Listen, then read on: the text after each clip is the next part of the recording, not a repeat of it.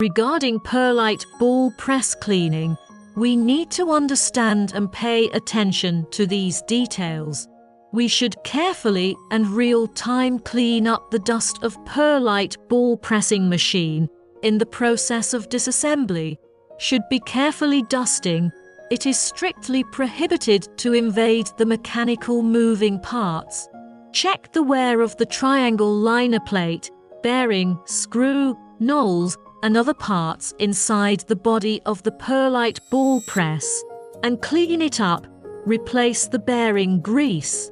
Check the Perlite ball press bottom, safety bolt is loose, and tighten it. Open the inspection cover of the accelerator to check the gear fit and wear state.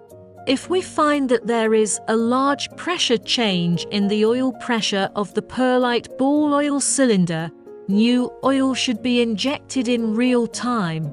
If the oil pressure system of Perlite ball press is found leaking oil during operation, it should be stopped immediately and restarted after repairing the oil leak.